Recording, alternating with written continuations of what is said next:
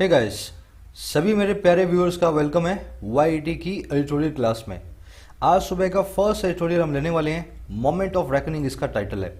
आपको मैं उसी तरीके से ये एडिटोरियल डिस्कस करके दिखाऊंगा जिसमें वोकैब भी आ जाएगी, ग्रामर भी आ जाएगी, कॉम्प्रिहेंशन भी आ जाएगा, है ना। अच्छा लिखा हुआ है, मजा आएगा आपको पढ़ के। अब जो आप मेरे साथ सीखोगे वो ऑलरेडी मैं आपको एक टारगेट के तौर पे दिखा रहा हूँ। ये क्विज है ना, इसके ऊपर आप अप्लाई करने वाले हैं। जो भी आप मेरे साथ सीखोगे इस क्विज पे अप्लाई होगा आज के। मैं आप सभी को एनकरेज करूंगा इस क्विज को एक अटेम्प्ट दे। वीडियो के लास्ट में मैं आपको लाइव करवाऊंगा। यही तरीका है जिससे आपको पता लगता है आपकी कमियां। वीडियो के लास्ट में आपको पता लग जाएगा आपने कितना सीखा और कितने आप में गैप्स है अंडरस्टैंडिंग में। शुरू करेंगे, चलिए आइए कुछ नया सीखते हैं।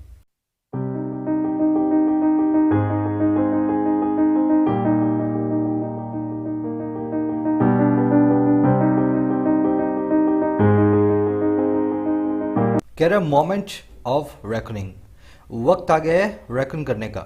मोमेंट मतलब वो पल है, वो क्षण आ गया है। रेकन करना मतलब, अब इसके दो मतलब होते हैं। रेकन करने का मतलब होता है कैलकुलेट करना या फिर किसी चीज़ के बारे में सीरियसली सोचना, है ना, कंसीडर करना किसी चीज़ को। रेकन का मतलब होता है गिनती करना या किसी चीज़ के बारे में थिंक करना या कंसीडर करना। अब मैं आपको दो सेंटेंसेस दिखा रहा हूँ। ये रेकन वर्ड आप इन सेंटेंसेस को अगर देखोगे ना अच्छे से क्लियर हो जाएगा आपको। पहला सेंटेंस देखें, it is very important for a business to reckon its expenditures accurately. ये बहुत ज़रूरी है किसी भी बिजनेस के लिए कि वो कैलकुलेट करे, रेकन करे अपने खर्चों को बड़े साफ साफ तरीके से, है ना। हर बिजनेस को अपने खर्चों के बारे में पता होना चाहिए। तो यहाँ पे रेकन का मतलब हो रहा है कैलकुलेट करने से, है ना, गिनती करने से। दूसरा देखो, I reckon that politics is or are a filthy game of survival. मैं ऐसा रेकन करता हूँ, मैं ऐसा थिंक करता हूं, मैं ऐसा कंसीडर करता हूं कि पॉलिटिक्स एक बहुत ही गंदा गेम है सर्वाइवल का। समझ गए ना, एक ही वर्ड है, दोनों काम कर रहा है। ध्यान देना एक छोटी सी चीज को, पॉलिटिक्स के बाद में मैंने दो वर्ब्स रखी हैं, ये आपके लिए एज अ आप लोग कोशिश करके मुझे बताएं पॉलिटिक्स के बाद में इज आना चाहिए, आर आना चाहिए, है ना। ये आपको एक छोटा सा माइंड ट्विस्टर दिया है मैंने, पॉलिटिक्स इज और पॉलिटिक्स आर। सब लोग सोचेंगे, फिर मैं आपको बताता हूं। चलो, बहुत सारे ऐसे नाउन्स हैं इंग्लिश के अंदर जिनके पीछे एस आता है लेकिन वो सिंगुलर होते हैं। पॉलिटिक्स है, मैथमेटिक्स है, एड्स है, रिकेट्स है, मम्स है, शैम्बल्स है। नाउन की वीडियो पार्ट 2 ग्रामर में हम सीख चुके हैं, है ना। तो पॉलिटिक्स एक सिंगुलर नाउन है, इसके बाद सिंगुलर वर्ब आएगी। एस को देख करके आप आर नहीं लगाएंगे, आप लगाएंगे इज को। तो आई reckon that politics is a filthy game of survival. ये रेकन पे हम फिर से वापस आएंगे, थोड़ा आगे बढ़ते हैं। पहले कह रहा है वक्त आ गया रेकन करने का। अब इसके दोनों ही मतलब आ गए यहाँ पे। कह रहा है वक्त आ गया है हिसाब लगाने का, गिनती करने का, या वक्त आ गया है सीरियसली बैठ करके सोचने का, रेकन करने का। अब किस पे बात हो रही है? ऑन कांग्रेस लीडरशिप, कांग्रेस की लीडरशिप के ऊपर बात हो रही है। कह रहा है organisation elections are an opportunity for the Congress to reassess its leadership. कह रहा है ऑर्गेनाइजेशनल जो इलेक्शंस हैं कांग्रेस के अंदर एज ए ऑर्गेनाइजेशन, जो चुनाव होने वाले हैं कांग्रेस के अंदर, है ना। कह रहा है ये चुनाव सबके सब जो है एक अपॉर्चुनिटी है, ये अपने आप में एक बहुत बड़ा अवसर है, मौका है। किसके लिए भाई? फॉर द कांग्रेस, इस पार्टी के लिए। अच्छा, क्यों है? ताकि ये रीअसेस कर पाए, ताकि ये फिर से कैलकुलेट कर पाए, फिर से जायजा ले पाए अपनी लीडरशिप का, अपनी जो है नेतागिरी का। तो इस इलेक्शन के बाद कांग्रेस में चीजें साफ होंगी, लोगों को पता लगेगा किसको कांग्रेस का प्रेसिडेंट, किसको वाइस प्रेसिडेंट, किसको कौन सी पोस्ट मिलनी चाहिए। समझ गए? सेंटेंस का सब्जेक्ट इलेक्शंस, सेंटेंस की वर्ब है जो है आर। सब्जेक्ट वर्ब ब्लू और पिंक कलर में मार्क किया हुआ है आपके सामने। अंडरस्टैंडिंग आपकी अच्छी होगी। सारे सब्जेक्ट, सारी वर्ब को मैंने मार्क किया हुआ है। अपने सब्जेक्ट से मेरा सब्जेक्ट, मेरी वर्ब से अपनी वर्ब को मिलाए। अगर आपके हिसाब से यहाँ पे हैव वर्ब है और मेरे हिसाब से होप्स वर्ब है, तो मतलब आप सही ट्रैक पे नहीं हो। समझ गए ना मेरी बात को? हैव यहाँ पे वर्ब नहीं हो सकती। फॉर्मूला के हिसाब से मैं आपको समझाता हूँ क्यों वर्ब नहीं होगी। तो इस चीज को आपको पकड़ना है जरूर से। अब देखो, रेकन वर्ड पे फिर से आते हैं। रेकन का मतलब होता है कैलकुलेट करना या कंसीडर करना, पर इससे बनने वाली दो इडियम्स हैं बहुत अच्छी वाली। इसी चीज को अप्लाई करके उन इडियम्स का मतलब निकालेंगे। A force to reckon with, a name to reckon with. ठीक है ना, ध्यान से समझना। एक फोर्स, एक ताकत जिसको रेकन किया जाए। अब इसका मतलब क्या है? आपको एक ऐसा आदमी मिला जिसको आपको देख करके लगता है कि ये आपका बहुत ही मजबूत दुश्मन हो सकता है, या ये बहुत ही पावरफुल पर्सन है, इसको हम नजरअंदाज नहीं कर सकते। समझ गए मेरी बात को? आप किसी रेस के अंदर हो और यूसेन बोल्ट भी उसी रेस के अंदर है, तो आप बोल रहे हो यूसेन बॉस is a force to reckon with. Usain Bolt इस रेस में है भाई, मुझे तो कंसीडर करना पड़ेगा इस बात को। यूसेन बोल्ट को आप थिंक या कंसीडर करे बिना नहीं छोड़ सकते। टू कंसीडर समथिंग इंपॉर्टेंट और serious is called a force to reckon with. समझ गए ना? किसी को हल्के में ना लेना। अब दूसरा देखो, a name to reckon with, इसका मतलब है एक नाम, ऐसा नाम जिसको आप हल्के में ना लें। इसका मतलब होता है एक ऐसा पर्सन जो कि वेल नोन हो किसी फील्ड के अंदर। बहुत अच्छी इडियम है। जैसे मैं बोलूं Albert Einstein was a name to reckon with in the scientific community. Albert Einstein scientific community में एक जाना माना आदमी था। समझ गए ना? तो a name to reckon with था। अब मेरे ख्याल से आपको ये रेकन वर्ड जो है ना अच्छे में पकड़ में आएगा। तो करते हैं एक समरी के साथ। समरी से पहले आप अगर इस पूरे टेक्स्ट को नहीं पढ़ पा रहे हो, सब्जेक्ट वो आपको समझ में नहीं आ रहा है, मैं आपको जो चीजें बता रहा हूं आप नए आदमी हो और बिल्कुल भी आपको समझ में नहीं आती है वो, है ना? तो आपको क्या करना है, इस एडिटोरियल को पढ़ने के बिल्कुल बाद में एक प्लेलिस्ट से अपनी जर्नी को शुरू करना है। ये प्लेलिस्ट रखी है चैनल के होम पेज पे। मैं रोज इसीलिए बताता हूं क्योंकि बहुत लोग नए आते हैं, है ना, चैनल पे। तो आपको अगर अपनी इंग्लिश की जर्नी को अभी शुरू करना है फ्री ऑफ कॉस्ट, आप अभी चैनल के होम पेज पे जाएंगे और इस प्लेलिस्ट को फॉलो करना शुरू करेंगे। 28-30 वीडियोस हैं। अगर आपने इन वीडियोस को देख लिया तो आपकी इंग्लिश के अंदर जो बेसिक कंफ्यूजन है ना वो दूर हो जाएगी। कैसे सेंटेंस बनते हैं, कैसे कौन सा ग्रामर रूल अप्लाई करना है, कैसे 15-20 में से 30 में से 15 मार्क्स को स्कोर करना है। जरूर से आज से इस प्लेलिस्ट को फॉलो करें। इसी के नीचे प्रीमियम कंटेंट की वीडियोस हैं बैंक्स, एसएससी और यूपीएससी के लिए। ये दो आप प्लेलिस्ट देख रहे होंगे, पहली बैंक की, दूसरी एसएससी की। प्रीमियम कंटेंट के अंदर मैं हर चीज को लॉजिक से अप्लाई करना सिखाता हूँ। कैसे लॉजिक से क्लोज टेस्ट किया जाए, आरसी किया जाए, सेंटेंस अरेंजमेंट किया जाए। ये वीडियोस देखने के लिए आप मेंबर बन सकते हैं। और अगर आपने मेंबर बनना है ना तो पहले ग्रामर वाली प्लेलिस्ट को आप पूरा कर लेना, इससे आपको ज़्यादा फायदा होगा। मेंबर बनने के लिए ज्वाइन बटन पे प्रेस करें। इस बटन पे प्रेस करते ही इंट्रो वीडियो को प्ले करें, आपको समझाया जाएगा कैसे मेंबर बनना है। चलिए शुरू करते हैं। देखो समरी ये है, कांग्रेस के अंदर अब इलेक्शन हो रहे हैं इंटरनल। इन इंटरनल इलेक्शन के बाद क्या होगा, कांग्रेस के अंदर नया प्रेसिडेंट आएगा, नया वाइस प्रेसिडेंट आएगा। शायद राहुल गांधी का पत्ता साफ हो जाए इस बार। अपना एडिटोरियल क्या कह रहा है, कह रहा है ये बहुत पुराना वाला, ये बहुत ऐसा काम है जो पहले कर दिया जाना चाहिए था, लेकिन आप कर रहे हो फिर भी अच्छी बात है, देर से सही पर कर तो रहे हो। कह रहा है अब मोमेंट ऑफ रेकनिंग है, या तो कांग्रेस में अब एकदम अच्छे इलेक्शन होंगे और कांग्रेस पार्टी जो है फिर से सही ट्रैक पे आएगी, या फिर इस बार भी वही खराब तरीके से इलेक्शन होंगे, वही राहुल गांधी को फिर से प्रेसिडेंट बना दिया जाएगा, वही सोनिया गांधी फिर से इसकी कमान अपने हाथ में लेके आगे घूमती रहेगी। कह रहा है या तो ऐसा होगा या फिर कांग्रेस पार्टी जो है पटरी पे आ जाएगी। कह रहा है अगर पटरी पे इस बार नहीं आई ना, अब कांग्रेस को कोई बचाने वाला नहीं है, इसको डायनेस्टी वाले गेम से दूर हटना पड़ेगा। राहुल गांधी, सोनिया गांधी के अलावा भी यंग लीडर्स को आगे लाना पड़ेगा। समझ गए ना? बस ये इसकी समरी है आज की। कांग्रेस के बारे में थोड़ा एप्रीहेंसिव है, कह रहा है ये पार्टी खत्म हो जाएगी अगर ये माँ बेटे इस पार्टी को अपने जो है कब्जे में लेकर के चलाते रहे। समरी को कमेंट सेक्शन में डालें, आपको लिखेंगे तो आपकी जो है ना इंग्लिश अच्छी होगी। दूसरों की समरी पढ़ा भी करो, है ना। दूसरा आज की टोन है जजमेंटल। जजमेंट हो रहा है, जजमेंट दे रहा है कांग्रेस के लिए, ये जजमेंटल हो रहा है कि कांग्रेस का आगे क्या होने वाला है, तो जजमेंटल टोन बोलेंगे हम आज की। शुरू करें अपने आर्टिकल को। कह रहे the Congress has set the ball rolling for organizational elections in a period of great uncertainty in the party। कह रहे कांग्रेस ने सेट कर दिया है, अच्छा किसको, बॉल को रोल करते हुए। कांग्रेस ने गेंद को आगे खिसका दिया है ना। रोल का मतलब है खिसकाना, आगे घुमा करके फेंकना किसी चीज को, बॉल आप जानते हैं। तो कांग्रेस ने एक गेंद को आगे खिसका दिया है, चीजों की शुरुआत कर दी है, इसका मतलब होता है ना। अब जब किन चीजों की भाई, ये जो बॉल रोल की है ना, ये की है ऑर्गेनाइजेशनल इलेक्शंस के लिए, कांग्रेस पार्टी के अंदर इलेक्शंस के लिए। अच्छा और कब की है, एक ऐसे वक्त पे जो ग्रेट अनसर्टेनिटी का है पार्टी के अंदर, ऐसा एक वक्त जिसमें पार्टी के अंदर किसी को भी कुछ मालूम नहीं है, सब कुछ अनिश्चित है। समझ गए ना। तो कांग्रेस के बुरे दिन चल रहे हैं और सही काम किया कांग्रेस ने, इलेक्शन करवा के उसकी बॉल को रोल करके। अब देखो इसमें देखने वाली चीज, कांग्रेस सब्जेक्ट हैज सेट उसकी वर्ब। अब देखो सेट द बॉल रोलिंग अपने आप में एक फ्रेज होता है, इसका मतलब होता है किसी नई चीज की शुरुआत करना। Set the ball rolling. अगर अभी वैक्सीन आ जाए, सरकार सबको वैक्सीन जो है लगानी शुरू कर दे, सबसे पहले बूढ़ों को लगाए, मैं बोलूंगा the government has set the ball rolling for immunisation of all Indians. अब शुरुआत होगी ना वैक्सीन लगने की, बड़े बूढ़ों को लग जाएगी, फिर हमारा नंबर आ जाएगा। तो मैं बोलूंगा भाई वैक्सीन की शुरुआत हो चुकी है, the government has set the ball rolling for immunisation of the Indians against कोविड-19। चलो आगे बढ़ते हैं। मैं यूज करके इसलिए दिखाता हूं आपके लिए, जाने अनजाने ना रहे, आपको समझ में आए जो मैं बता रहा हूं ना, उसको आप प्रैक्टिकली अप्लाई कर पाओ। प्रैक्टिकली कह रहे the central election authority of the party hopes to have a session of all India Congress committee by February 2021 that will elect the Congress Working Committee and possibly a new president।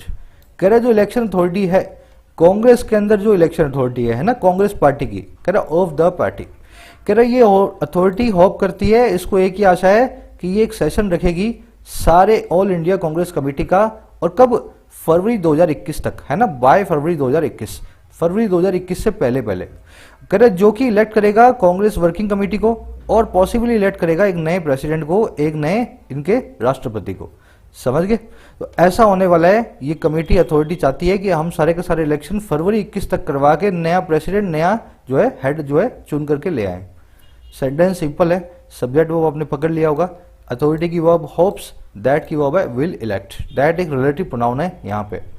अब मैं आपको आज एक छोटा सा grammar rule करवाता हूँ, हमने एक अलग वीडियो में किया हुआ है, अगर आपने उस वीडियो को देखा है तो आपका रिवाइज हो जाएगा। बाय फरवरी 2021, अब इसमें बाय प्रेपोजिशन का क्या कनेक्शन था, है ना, मैंने बाय प्रेपोजिशन को पूरा पोस्टमार्टम कर दिया आपके सामने। एक काम कर ले आप, पहले इन सारे सेंटेंस में अगर आपको कोई एरर दिखती है तो उस एरर को पहले मार्क करें, फिर मैं आपको करवाता हूं कैसे हमें कौन सा एरर पकड़ना था और कैसे बाय प्रेपोजिशन के कौन से यूज होते हैं। चलो 10 सेंटेंस है, आराम से फ्रीज करके वीडियो को यहीं पे पॉज करके कोशिश करना। अब मैं एक एक करके करवा रहा हूं। The unemployment rate has increased with 10%, बेरोजगारी की दर 10% से बढ़ गई है। विद का मतलब होता है से, है ना, विद मतलब से। अगर आप इस तरीके से चलोगे तो सेंटेंस गलत हो जाएगा, हिंदी से इंग्लिश में ट्रांसलेट करोगे तो। जब भी कोई चीज किसी परसेंट से, किसी प्रतिशत से, किसी पोर्शन से बढ़ती या घटती है तो मैं क्या लिखूंगा, विद की जगह यूज करूंगा बाय प्रपोजिशन। समझ गए ना? बाय प्रपोजिशन का पहला जो यूज यही होता है, कौन सी चीज कितनी बढ़ी है कितनी घटी है। समझ गए? अगर मैं बोल रहा हूं प्याज के दाम 50% बढ़ गए हैं तो मैं बोलूंगा the prices of onions have increased by 50%, है ना, विद 50% नहीं। तो पहला प्रपोजिशन बाय का यूज होता है ये वाला। दूसरा देखो, शी गोज इन कार, वो गाड़ी में जाती है। अगर आप ऐसा लिख रहे हो ना, she goes in car, she goes in बस, शी गोज इन प्लेन, तो ये गलत है। जब आप ऐसा लिख रहे हो तो आपको लिखना चाहिए she goes by car.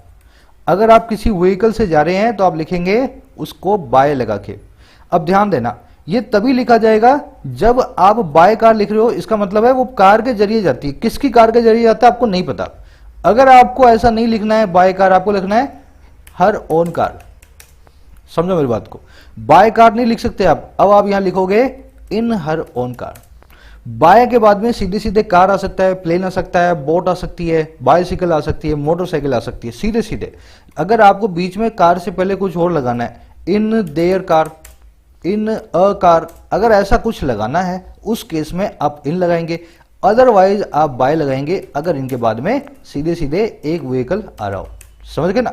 She goes by cab ठीक है, लेकिन she goes by a cab गलत है, या बाय हर कैब गलत है, या बाय हर ओन कैब गलत है। इसके लिए मुझे क्या करना पड़ेगा, इसकी जगह बाय की जगह इन लगाना पड़ेगा। समझ गए ना? तो सिंपल सा रूल है। तीसरा देखो, अगर आप पाँव से जाते हो तो आप लिखोगे शी गोज बाय फुट, है ना भाई। गाड़ी से जाते हो तो बाय गाड़ी कर दिया, बाय कैब कर दिया, बाय कार कर दिया। तो पैरों से भी आप यही करोगे ना बाय, लेकिन ऐसा नहीं, आप लिखोगे ऑन फुट।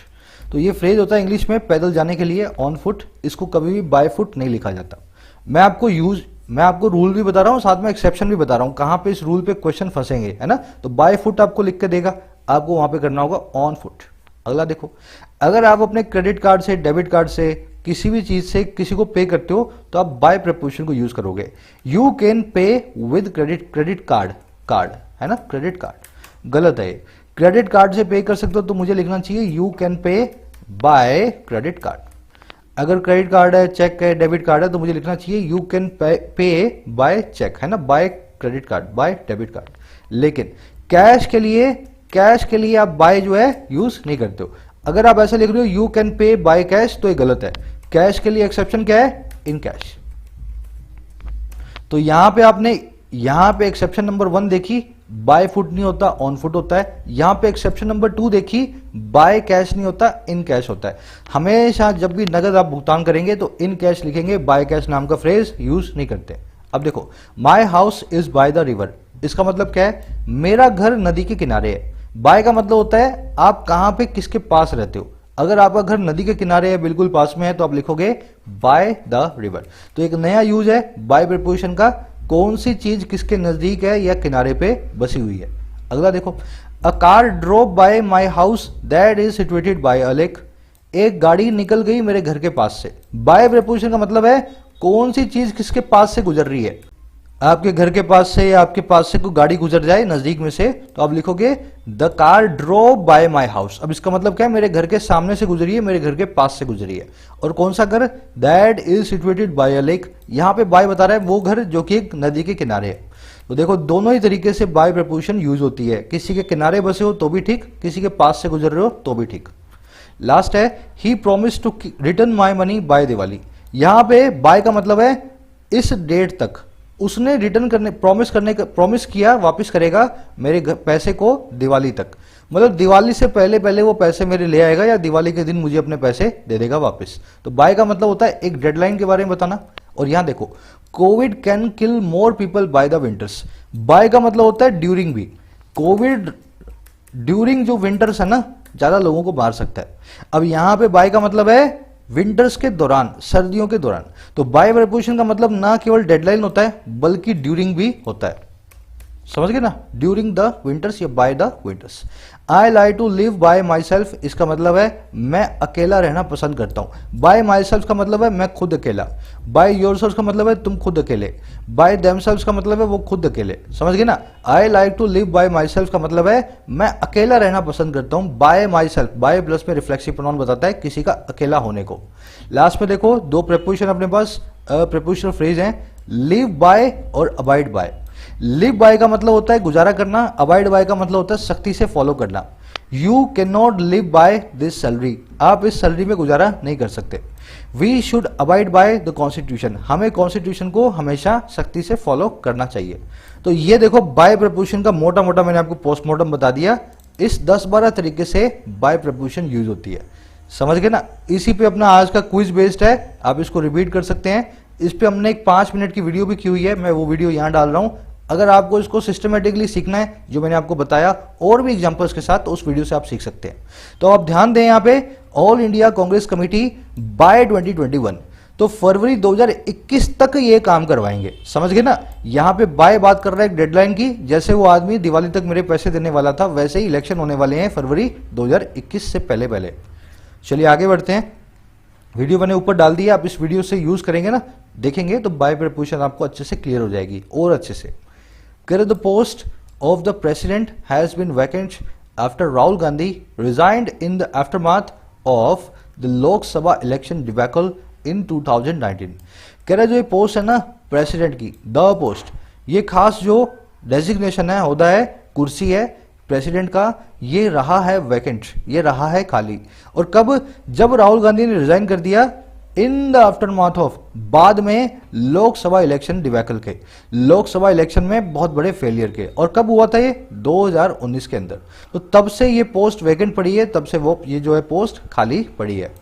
कह रहा Sonia Gandhi filled in as interim president, but the leadership vacuum has aggravated the morbidities of the party since then. कह रहा सोनिया गांधी ने फिल इन किया, जगह भरी इंटरिम प्रेसिडेंट के तौर पे। इंटरिम का मतलब होता है अस्थाई, बीचों बीच, है ना? एक चला गया दूसरा आएगा, तो दोनों के बीच में जो टाइम है उसमें कोई प्रेसिडेंट बन गया तो वो कहलाएगा इंटरिम प्रेसिडेंट। सोनिया गांधी ने फिल इन किया एक इंटरिम प्रेसिडेंट के तौर पे, लेकिन जो लीडरशिप का वैक्यूम था, जो लीडरशिप का निर्वात था, उसने और एग्रावेट कर दिया है, और ज्यादा खराब बना दिया है उन मॉर्बिडिटीज को, उन बीमारियों को जो है इस पार्टी के अंदर सिंस देन, तब से। तो ये बीमार पार्टी है। जब राहुल गांधी इसका प्रेसिडेंट था, ये पार्टी बीमार थी। राहुल गांधी ने जब प्रेसिडेंटशिप छोड़ी, उसके बाद में पार्टी और बीमार हो गई। सोनिया गांधी ने प्रेसिडेंट बनी, लेकिन पार्टी बीमार होती गई। अब देखने वाली चीजें देखना, एग्रावेट का मतलब होता है चीजों को खराब से खराब बनाना, to make matters worse is to aggravate. इसके दो अच्छे सिनोनिम है, एक्सेसरबेट और एक्सेसिपरेट। दोनों एक जैसे दिखते हैं ना, एक्स से शुरू होते हैं और दोनों का मतलब भी यही है, चीजों को बद से बदतर बनाना। इन दोनों को जरूर से माइंड करना, बहुत इंपॉर्टेंट वर्ड्स हैं, अच्छे वर्ड्स हैं ये, है ना। मॉर्बिडिटी का मतलब होता है बीमारी, आपकी सफरिंग, आपका किसी चीज का अनहेल्दीनेस, है ना, किसी चीज का खराब जो है हेल्थ। चलिए आगे बढ़ते हैं। कह रहा है in an extremely difficult political environment the party has been drifting aimless and rudderless. कह रहा है एक बहुत ही डिफिकल्ट पॉलिटिकल एनवायरनमेंट में, बहुत ही मुश्किल सियासी वातावरण में पार्टी ड्रिफ्ट कर रही है, धक्के खा रही है। कैसे खा रही है? बिना एम के और बिना रडर के। रडरलेस का मतलब क्या होता है? एमलेस ही होता है। अगर आपने एरोप्लेन देखा ना, प्लेन के पीछे उसकी पूंछ होती है ना, वो होता है रडर। उस रडर का मतलब होता है उस पूंछ के जरिए, अपने उस टेल के जरिए प्लेन को कहीं भी जो है ना टर्न कर सकते हैं। अगर मैं उस प्लेन का वो पूंछ निकाल लूं, वैसे तो वो उड़ेगा ही नहीं, लेकिन फिर भी मैं बोलूंगा ये प्लेन रडरलेस है, अब इसकी पूंछ नहीं रही, अब इसको हम एम नहीं कर सकते हैं, ये हवा के साथ कहीं भी जाएगा, ये वाला प्लेन जो है इसको हम कहीं मोड़ नहीं सकते हैं। तो पार्टी भी आज की डेट में ऐसी है, पार्टी का कोई रडर नहीं है, अपनी दिशा में अपने हिसाब से दौड़ रही है, रडरलेस है, एमलेस है। समझ गए? ड्रिफ्ट का मतलब होता है यही, धक्के खाना इधर उधर। एमलेस रडरलेस सिनोनिम है। चलिए आगे बढ़ते हैं। करें it's performance in the recent Bihar election was abysmal, made stark by the fact that Mr. Gandhi chose to go on a vacation in the midst of the campaign। कह रहा है इसकी जो परफॉर्मेंस है रिसेंट बिहार इलेक्शन में वो बहुत ही abysmal थी, वो बहुत ही खराब थी। अबिस्मल का मतलब क्या होता है? जिसका कोई पैंदा ही ना हो। इतनी गहरी परफॉर्मेंस थी इसकी, इतनी खराब परफॉर्मेंस थी बिना पैंदे की।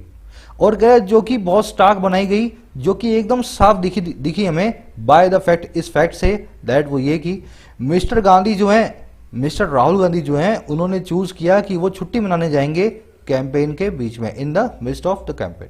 तो कह रहे इसको कोई मतलब ही नहीं है पॉलिटिक्स से, जबरदस्ती इसकी मम्मी इससे करवा रही है सारा बिजनेस, है ना, पॉलिटिक्स वाला काम करवा रही है। तो कह रहे इतनी खराब परफॉर्मेंस इसकी आई, और ये साफ साफ हो भी गई क्यों खराब है, क्योंकि जो इनका सबसे बड़ा नेता था कैंपेन के बीच में वो छुट्टियां मनाने जा रहा था। सेंटेंस में सब्जेक्ट वो आपने पकड़ लिया होगा, सिंपल वर्ड्स हैं। स्टार्क मतलब क्लियर, साफ साफ। अबिस्मल का मतलब होता है बॉटमलेस, अनफैथमेबल, जिसको फैथम ना किया जा सके, ऐसी चीज जो बहुत ही गहरी हो उसको कहते हैं बॉटमलेस या अनफैथमेबल।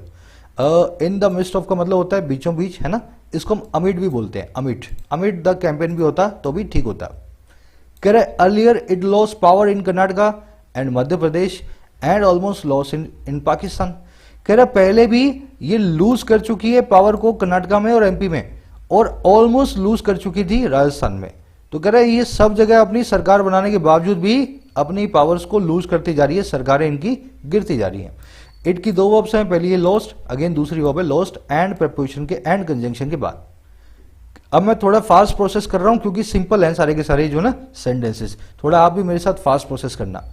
कह रहे the edifice that held the party together from 2004 to 14 when it was in power at the centre has crumbled. कह रहे वो इमारत, वो स्ट्रक्चर, वो बुनियाद, वो एडुफिस, समझ गए ना, वो बिल्डिंग। कह रहा वो बुनियाद जिसने पकड़ के रखा था पार्टी को टुगेदर, जिसने पूरी पार्टी को एक साथ संजो के रखा था 2004 से 14 तक, जब ये पावर में हुआ करती थी सेंटर में। कह रहा वो एडुफिस है ना, वो हैज क्रम्बल्ड, वो ब्रेक हो चुकी है, कोलैप्स हो चुकी है, ढह चुकी है, चकना चूर हो चुकी है। समझ गए? एडुफिस की वर्ब है हैज क्रम्बल्ड, दैट की वर्ब है हेल्ड, इट की वर्ब है वाज। सिंपल सेंटेंस है। क्रम्बल का मतलब है ढह जाना, कोलैप्स हो जाना, टुकड़े टुकड़े हो जाना किसी चीज का। इसको एडिफाइस आपको बोलने में लगेगा, एडिफाइस है ना, इसको एडिफाइस बोलूं, लेकिन इसको बोला जाता है इंग्लिश में एडुफिस। एडुफिस स्ट्रक्चर को बोलते हैं, मूर्ति को बोलते हैं एडुफिस। कह रहा even the personnel that reinforced it are moving out.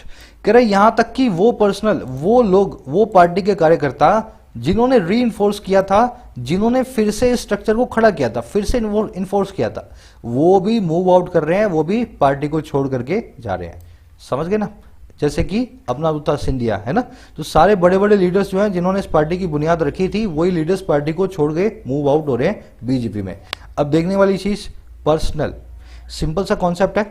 आप इन दोनों सेंटेंस में कुछ अजीब सा दिखता है क्या? दोनों सेंटेंस में मुझे बताएं कैसे किसी वर्ड को मैंने मिसयूज किया है, गलत तरीके से यूज किया है, दोनों सेंटेंस के अंदर गलत है। चलो, दो वर्ड्स हैं अपने पास, दोनों कोई पर्सनल बोलते हैं। एक है पर्सनल ऊपर वाला, ये वाला, जिसका जो कि एडजेक्टिव है। दूसरा है पर्सनल नीचे वाला जो कि एक नाउन है। इस पर्सनल का मतलब होता है निजी, प्राइवेट। इस पर्सनल का मतलब होता है एम्प्लॉय, किसी जगह का कार्यकर्ता। इसमें डबल एन ई आता है, इसमें एन ए एल आता है ना, इजीली आप इनको पकड़ सकते हो। Marrying someone is your personal choice, किसी से शादी करना आपकी निजी चॉइस है। अगर निजी चॉइस है ना तो पर्सनल चॉइस नहीं, पर्सनल चॉइस आएगा एन ए एल वाला, ठीक है। 8 military personnel died in the attack, 8 military के एम्प्लॉई इस अटैक में मारे गए। तो ये पर्सनल नहीं मारे गए, ये वाले पर्सनल मारे गए, नाउन है ना, तो पर्सनल, ठीक है ना। 8 military personnel died in the attack, समझ गए होंगे, है ना। तो पर्सनल और पर्सनल में डिफरेंस करना सीखें, दो अलग अलग वर्ड्स हैं, इनके अलग अलग मतलब होते हैं। चलिए आगे बढ़ते हैं। हाँ, कह रहा with mister Mukherjee, Pranab Mukherjee and Ahmed Patel out of the picture and Manmohan Singh, A K Antony, M S Gandhi herself old and weak, the party is staring at the unsettling end of an era.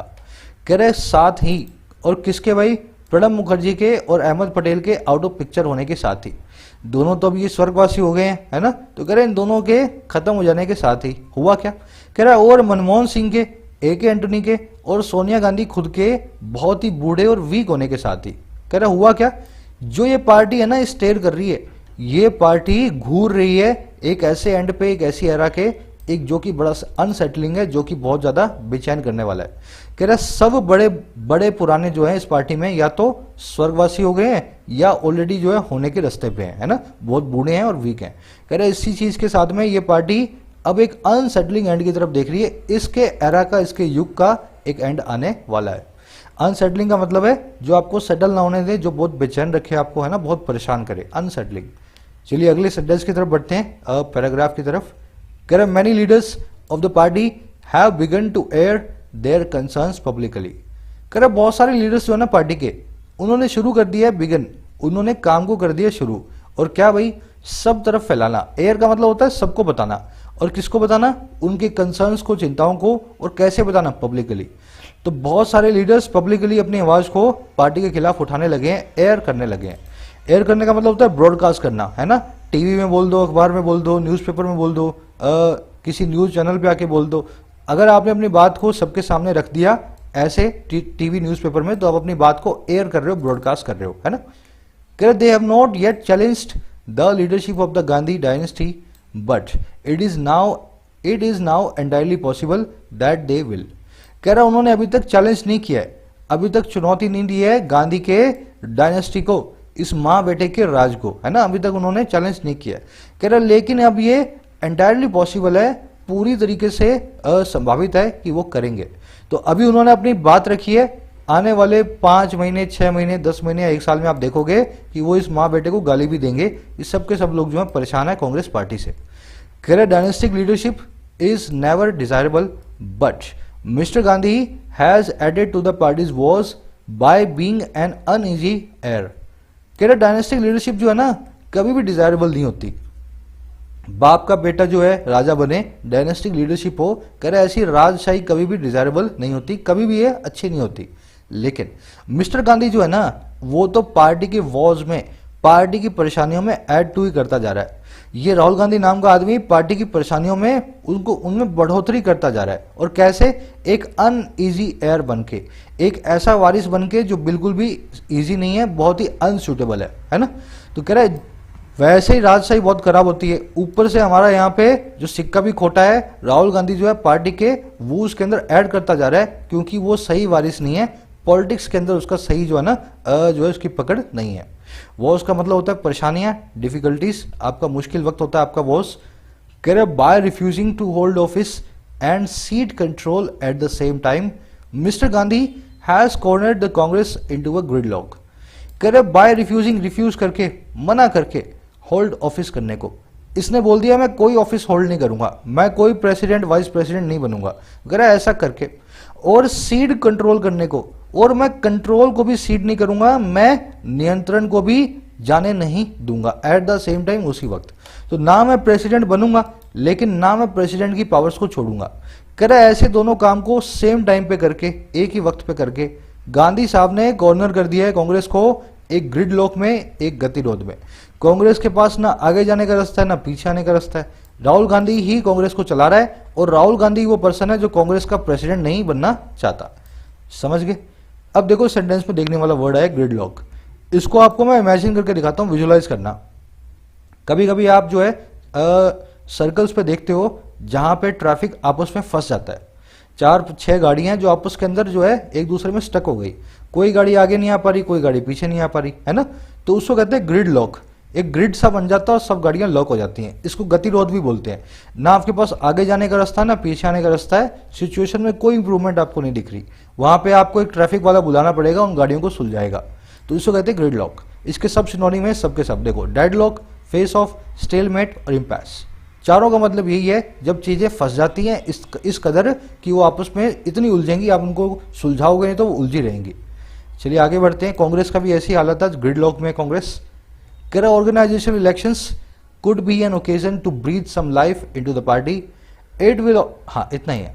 कह रहा ऑर्गेनाइजेशन इलेक्शन जो है ना, अब जो इलेक्शन होने वाले हैं वो हो सकते हैं एक ओकेजन कि ब्रीथ किया जाए, कुछ लाइफ को फिर से जान फूंकी जाए इस पार्टी के अंदर। हो सकता है इस इलेक्शन के बाद कोई युवा नेता आगे आए, वो पार्टी को आगे ले जाए, नई जान पार्टी के अंदर फूंकी जा सकती है इस इलेक्शन के बाद। It will also be an opportunity for the party to reexamine the role of Nehru Gandhi dynasty. कह रहे ये साथ ही साथ एक अपॉर्चुनिटी होगी, एक मौका होगा इस पार्टी के लिए कि ये फिर से एग्जामिन करे, फिर से देखे उस भूमिका को जो है नेहरू गांधी डायनेस्टी की। हो सकता है इस बार ये पार्टी के लोग डिसाइड करें कि अब डायनेस्टी वायनेस्टी नहीं चलेगी, अभी जो होगा वो अपने कर्मों से होगा और अपनी टैलेंट से होगा। तो हो सकता है नेहरू गांधी डायनेस्टी यहाँ पे खत्म भी हो जाए इस इलेक्शन के बाद। कह रहा the dynasty's ability to function as a glue that binds conflicting personalities and thoughts has weakened along with its capacity to mobilize voters across the country। अब ये सबसे बड़ी प्रॉब्लम बता रहा है कांग्रेस के साथ क्या है। कह रहा है जो डायनेस्टी की एबिलिटी है, ये जो माँ बेटा की जोड़ी की जो ताकत थी फंक्शन करने की एक ग्लू के तौर पे, एक गोंद के तौर पे, ग्लू मतलब चिपकाने वाला गोंद। कह रहा है ये जो गोंद बन के फंक्शन करती थी और वो वाला ग्लू जो बाइंड करता है एक दूसरे से अलग कॉन्फ्लिक्टिंग पर्सनैलिटीज को, थॉट्स को। ये डायनेस्टी ऐसी थी, इस पार्टी में अलग अलग तरह के लोग जो आपस में एक दूसरे से वाकिफ नहीं रखते थे, अग्री नहीं करते थे, उनको भी बाइंड करके रखती थी। कह रहा है ये जो एबिलिटी है ना इसकी, ये वीक हो गई है, हैज वीकेंड, ये हो गई है बहुत ही कमजोर। और कैसे हुई है? साथ ही साथ इसकी उस कैपेसिटी के जो है इकट्ठा करने की, मोबिलाइज करने की, लामबंद करने की वोटर्स को पूरे देश के अंदर। तो कह रहा है आज की डेट में गांधी डायनेस्टी ना केवल पार्टी को एक साथ में जोड़े रख सकती है, बल्कि साथ ही साथ इसको वोटर्स को कैसे लुभाना है, कैसे वोट करवाना है, वो कैपेसिटी भी ये खो चुकी है। तो ऐसा हो रहा है आज की डेट में कांग्रेस के साथ, है ना। सिंपल सारे वर्ड सिंपल हैं, सब्जेक्ट वर्ब आपने पकड़ा। डायनेस्टी एबिलिटी की वर्ब है हैज वीकेंड, दैट की वर्ब है बाइंड्स। मोबिलाइज करना मतलब होता है इकट्ठा करना, लोगों को अपने पक्ष में जुटाना। कह रहा mister Gandhi lament that his hands are tied by the old guard of the party is no longer valid as an excuse for inaction. कह रहा है मिस्टर गांधी का जो चीखना पुकारना है, लेमेंट करना है, बार बार रोना है, और वो क्या कि उसके हाथ बंधे हुए हैं ओल्ड गार्ड के अंदर, पार्टी के अंदर है। जो ओल्ड गार्ड कौन होता है?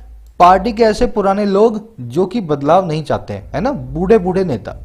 कह रहा है गांधी साहब का रोना चीखना चिल्लाना कि उसके हाथ बंधे हुए हैं पार्टी के पुराने नेताओं के कारण। कह रहे ये चीखना चिल्लाना जो है ना, लेमेंट, ये बिल्कुल भी वैलिड नहीं है, एक बहाने के तौर पे जो है नकारी का, इनएक्शन का। तो ये बहाना बना करके राहुल गांधी बोलते हैं मैं कुछ नहीं कर सकता। कह रहे ये बहाना है आपका, इनएक्शन आप जो है ना, ये कोई एक्सक्यूज नहीं है आपका काम ना करने का। ओल्ड गार्ड को समझे, पार्टी के पुराने लोग, हर जगह का ओल्ड गार्ड वो होता है जो पुराना आदमी होता है और चाहता है उस जगह में बदलाव ना हो। आप ऑफिस में जा रहे हैं, कुछ ऐसे पुराने एम्प्लॉयज आपको मिलेंगे जो आपको पसंद नहीं करेंगे, अगर आप यूथ हैं, अगर आप युवा हैं तो, है ना। They are old guard of that organisation, जिनको बिल्कुल भी चेंज, बिल्कुल भी नए लोग पसंद नहीं है अपने ऑर्गेनाइजेशन में। लेमेंट का मतलब होता है चीखना पुकारना, क्राई, वेल, डिप्लोर, तीनों इसका जो है सिनोनिमस के। हाँ, कह रहे even after an overhauling of the organisation the Congress will have a long way to travel to get into fighting shape. कह रहे यहां तक कि एक ओवरहॉलिंग के बाद, यहां तक कि एक मरम्मत के बाद, मॉडर्नाइजेशन के बाद इस कांग्रेस पार्टी के, इस ऑर्गेनाइजेशन के, कह रहा कांग्रेस के पास एक लंबा रास्ता होगा ट्रेवल करने के लिए, फिर से फाइटिंग शेप में गेट इनटू होने के लिए, फिर से लड़ाकू वाले शेप में आने के लिए। तो कह रहा भले ही कांग्रेस को मॉडर्नाइज कर देंगे इस इलेक्शन के बाद, लेकिन कांग्रेस को अगर फाइट देनी है तो उसमें फिर से कांग्रेस को बहुत सारे काम करने होंगे इलेक्शन के बाद। ओवरहोल करने का मतलब होता है किसी चीज का मरम्मत करके उसको अपडेट करना, रिन्यू करना, ओवरहोल करना, मॉडर्नाइज करना, है ना, किसी चीज को नया बनाना। अगर आपने पुरानी कार मैकेनिक को दी और उसमें बोला भाई सब कुछ इसमें सही कर देना, इसका स्टेयरिंग वेयरिंग सब जो है अच्छा कर देना, गाड़ी में पेंट कर देना, इसका इंजन चेंज कर देना, तो अब गाड़ी को ओवरऑल कर रहे हो, गाड़ी को फिर से रिन्यू कर रहे हो, मॉडर्नाइज कर रहे हो। कर at any rate mister Gandhi should not hold the party hostage to his decision. कर एट एनी रेट, ये एक एडवर्ब होती है, इसका मतलब होता है एनी हाउ, किसी भी तरह, है ना। एट एनी रेट मतलब किसी भी तरह, किसी भी केस में। करेक्ट, किसी भी केस में मिस्टर गांधी जो है, जो राहुल गांधी है, उसको पार्टी को हॉस्टेज होल्ड नहीं करना चाहिए, पार्टी को प्रिजनर नहीं बनाना चाहिए अपने इन डिसीजन का, अपने डिसीजन ना ले पाने की उस जो है आदत का। तो गांधी जो है सही से डिसीजन ले नहीं पाता, तो कह रहे इस चक्कर में ना चाहे कुछ भी हो, पार्टी को अब गांधी को खराब नहीं करना चाहिए, मिस्टर गांधी को अलग हटके पार्टी को हॉस्टेज नहीं बनाना चाहिए। When you hold someone hostage, आप उस चीज को as a captive, as a prisoner, as a victim जो है ना उसको खराब कर रहे हो, समझ गए ना। तो ये पार्टी को एज ए हॉस्टेज बना के खराब कर रहा है अपने इन डिसीजन की आदत के कारण। कह the organisation election is a moment of reckoning for the Congress and the dynasty at its helm. कह रहे जो इलेक्शन है एक मोमेंट है रेकनिंग का, फिर से कैलकुलेशन का, या फिर से सोचने का कांग्रेस पार्टी के लिए। रेकनिंग वर्ड आपने देख लिया ना, कैलकुलेट करना या सोचना। कह रहे इलेक्शन एक मौका है कि कांग्रेस फिर से गिनती करे या फिर से सोचे अपने बारे में और इस डायनेस्टी के बारे में जो उसके हेम पे है, जो उसके कंट्रोल के अंदर है। तो कांग्रेस को नई कैलकुलेशन करनी पड़ेगी। हो सकता है नई कैलकुलेशन में इस डायनेस्टी का कोई भी रोल ना हो, इस डायनेस्टी को खत्म कर दिया जाए। हेल्म का मतलब होता है control, command. Dynasty at it helm का मतलब है वो डायनेस्टी जो इसके कंट्रोल के अंदर बैठी है। कह रहा how the party manages its course from now on will have larger implications for national politics. कह रहा कैसे पार्टी मैनेज करेगी अपने कोर्स को, अपने रास्ते को नाउ ऑनवर्ड्स, आज के बाद, है ना, यहां से कैसे मैनेज करने वाली है।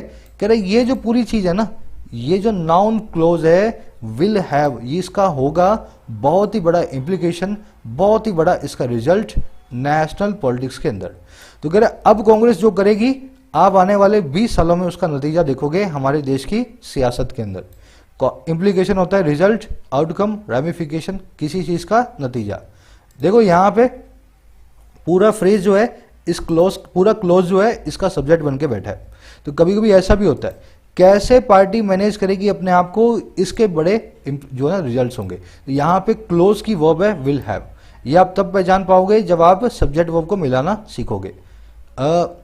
It can not allow itself to be defined merely by its opposition to the BJP and must formulate and articulate an alternative, inclusive, egalitarian vision of India।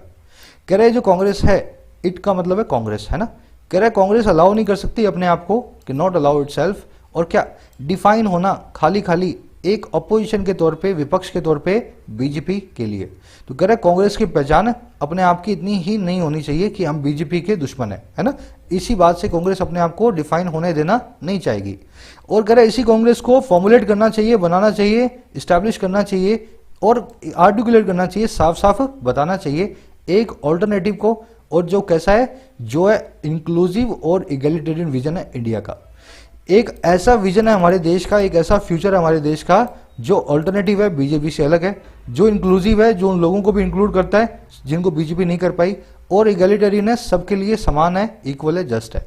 तो कह रहे अगर कांग्रेस को कुछ अच्छा करना है ना, तो अपनी बीजेपी की अपोजिशन होने की इमेज को छोड़ना पड़ेगा और इसको दिखाना पड़ेगा हम बीजेपी देश के लिए एक ऐसा विजन ला सकते हैं जो अलग होगा, सबको समाएगा, अपने अंदर शामिल करेगा और सबके लिए बराबरी वाला होगा, इक्वल होगा, जस्ट होगा। ये कर दोगे तो वोट मिलेंगे, अदरवाइज आपको जो वोट मिलते हैं वो भी मिलने बंद हो जाएंगे। समझ गए। आर्टिकुलेट का मतलब होता है साफ साफ बताना, एक्सप्रेस करना क्लियरली। इगैलिटेरियन होता है जिसमें सब साफ हो, सब इक्वल हो, जस्ट हो, सब बराबर हो, है ना। आज मैंने थोड़ा फास्ट प्रोसेस किया क्योंकि सिंपल था। सिंपल आर्टिकल्स पे अपने को टाइम कम स्पेंड करना होता है। अब बढ़ेंगे अपने क्विज की तरफ। जो आपने मेरे साथ सीखा इस क्विज पे अपने अप्लाई करेंगे। मैं सबको इनकरेज करूंगा एक बार आप खुद से इस क्विज को देख लेना, है ना। मैं जो बताऊंगा आपको पता लगना चाहिए आपके अंडरस्टैंडिंग में क्या कमी थी। साथ में एक जो ना लाइक और शेयर देना मत भूलना। बहुत कम ऐसे यूट्यूबर्स होंगे जो लास्ट में बोलते हैं लाइक शेयर देने के लिए, तो अगर मैं बोलता नहीं हूं तो दे दिया करो तुम अपने आप। कर the man came dash his own car but was force to return dash foot. सीधे सीधे मैंने आपको बताया था, फुट से पहले कभी भी बाय नहीं आएगा। अगर यहाँ पे लगाना है तो सिर्फ और सिर्फ ऑन आएगा। ऑन कहाँ आ रहा है, या तो सी में आ रहा है या डी में आ रहा है, पता है ना आपको, ऑन फुट है ना, ऑन फुट। तो या तो सी आएगा या डी आएगा। अब दूसरा देखो, बाय हिज ओन कार या इन हिज ओन कार। आपको मैंने बताया था अगर यहाँ पे हिज ऑन ना होता तब आना चाहिए था बाय, अगर यहाँ पे हिज ऑन है तब आना चाहिए इन। तो मेरा आंसर होगा D. The man came in his own car but was force to return on foot. Simple. चलो अगला देखो, by the time we reach to by the house its prices had increased dash 25% and builder demanded we pay 50% dash cash. जब तक हमने decide किया घर को खरीदने का, इसके दाम 25% बढ़ चुके थे और बिल्डर ने डिमांड किया प्रेजेंट सब्जेंटिव मूड में कि हम 50% कैश में दे, है ना। तो पहले तो वो मान गया था पर बाद में हमने डिसाइड नहीं किया, फिर हम जब लेट होकर के वापस गए तब तक वो उसके दाम और बढ़ गए थे और बिल्डर बोला 50% मुझे नगद में चाहिए। अब देखो यहाँ पे we pay 50% dash cash, cash से पहले हमेशा और हमेशा आएगा इन। आप जानते हैं इन कैश मेरा आंसर होना चाहिए, या तो यहाँ पे सी या डी मेरा आंसर है। अब देखो यहाँ पे इंक्रीज हुए 25% से। जब भी कोई चीज किसी परसेंटेज से, किसी पोर्शन से बढ़ती है घटती है तो मुझे उसके लिए बाय प्रपोर्शन को यूज करना होता है। पहला मेरा यूज यही था, तो मुझे क्या करना चाहिए, यहाँ पे बाय को चूज करना चाहिए। तो सी इज माई आंसर, ठीक है ना। तीसरा देखो, which of the following represents the correct meaning of the word rudderless. मैंने आपको बताया था रडर मतलब प्लेन की पूंछ। जब प्लेन की, किसी एरोप्लेन की पूंछ को अपने निकाल देते हैं, टेल को निकाल देते हैं, तो वो एमलेस हो जाएगा, है ना, उसको आप मोड़ नहीं पाएंगे। रडरलेस का मतलब होता है एमलेस या ड्रिफ्टिंग, जिसका कोई भी जो है एम ना हो। अब देखो ये चारों ही वर्ड्स रडरलेस को नहीं डिफाइन करते। इन चारों में से कोई भी आपका आंसर नहीं है। एक्चुअल में आपका आंसर है ई, है ना। ये चारों मैंने इसलिए लिखे हैं क्योंकि अच्छे अच्छे वर्ड्स आए थे, इनको आप जो है ना फिर से रिवाइज कर लें। हेल्म का मतलब होता है कंट्रोल, रेमिफिकेशन का मतलब होता है रिजल्ट, बुरे रिजल्ट, इगैलिटेरियन का मतलब होता है जिसमें सब कुछ बराबर हो, एडिफिस का मतलब होता है बुनियाद या स्ट्रक्चर। चारों का रडरलेस से कोई कनेक्शन नहीं है। इस क्वेश्चन में आपका कोई भी आंसर नहीं है इन चारों में से। चलो लास्ट देखते हैं, what is the correct part of speech of the word overhauling in the following sentence. ये क्वेश्चन मैं आपके ऊपर छोड़ूंगा क्योंकि पार्ट ऑफ स्पीच मैंने आपको अच्छे से पकड़ना बताया है। आपको मुझे इस सेंटेंस को ब्रेक करके बताना है ये ओवरहॉलिंग नाम का वर्ड क्या है। पार्टिसिपल है, जीरेंड है, इन्फिनेटिव है, ये वर्ब है। मुझे पता है आप में से बहुत लोग नहीं कर सकते हैं पर बहुत लोग कर भी सकते हैं, है ना। तो मैंने तो वीडियोस पब्लिश की है बहुत सारी, कैसे आपको पार्ट ऑफ स्पीच में ब्रेक करना होता है किसी सेंटेंस को। तो जो लोग जानते हैं, जो लोग कोशिश करना जानते हैं, जो लोग चाहते हैं मैं कोशिश करूं, सीखूं, आप जरूर से मुझे बताएं ओवरहॉलिंग का पार्ट ऑफ स्पीच क्या होगा। मेरा आंसर कमेंट्स में अपडेट कर रहा हूं, मेरे आंसर से अपना आंसर मैच करना। मुलाकात लूंगा कल की वीडियो में, तब तक के लिए साइनिंग आउट।